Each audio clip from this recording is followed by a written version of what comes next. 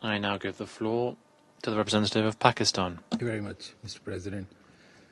I thank Special Representative of the Secretary General and Head of UNMISS, Mr. Nicholas Haysom, as well as Ms. Vosornu, Director OCHA, and Ms. Nasiva for their briefings and valuable insights.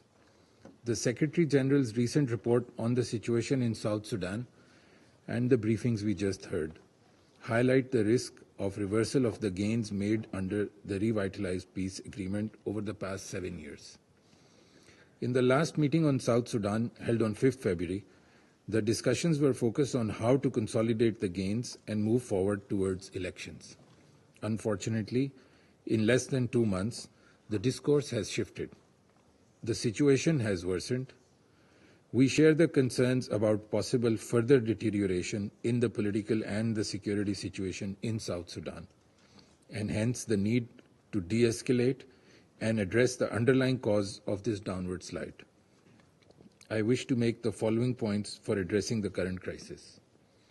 First, the house arrest of First Vice President Riek Machar and other senior SPLM-IO officials has undermined the peace process. We support the demand of African Union and others for the immediate and unconditional release of Mr. Machar and detained opposition figures to restore trust in the political process. The revitalized peace agreement should be fully implemented without delay. Second, we urge the parties to engage in direct dialogue for the benefit of the people of South Sudan. We support inclusive dialogue between the government and the opposition. We commend the efforts made by SRSG Haysom in helping to de-escalate the situation and call on the parties to engage in good faith with him and with the regional mediation efforts, particularly by the African Union, the AU High-Level Ad Hoc Committee for South Sudan, C5, and IGAD. Third, the humanitarian crisis is being compounded by the rise in political tensions. 9.3 million people, 3/4 of the population, need assistance, and 7.7 million are suffering acute food insecurity. The 2025 Humanitarian Needs and Response Plan is only 10.5% resourced. The funding gap must be urgently met to prevent famine and disease outbreaks.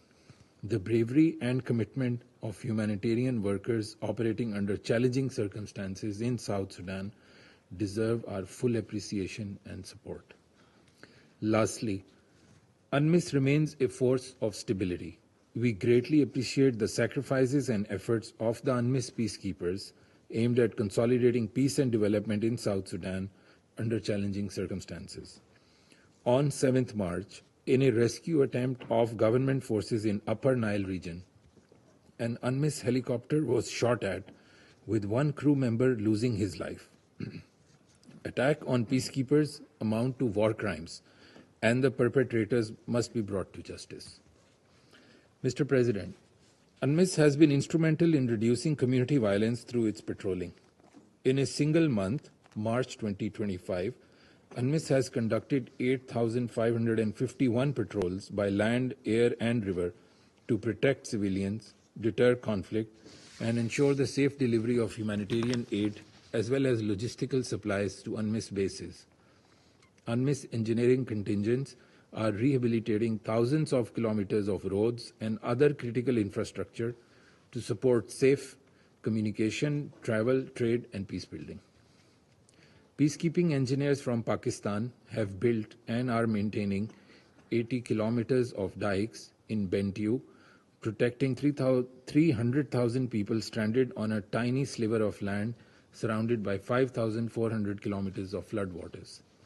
Keeping in view the crucial tasks being performed by UNMISS, we encourage the South Sudanese government to cooperate fully with the mission in the performance of its mandate and meeting its operational needs.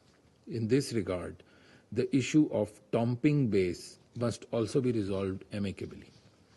Mr. President, UNMISS is currently operating with 3,000 troops less than its sanctioned strength. The military assessment has been clear that the mission needs those troops to perform its mandate effectively. Keeping in view the deteriorating situation on the ground, UNMISS must be adequately strengthened and reinforced to face the new realities on the ground. I thank you very much.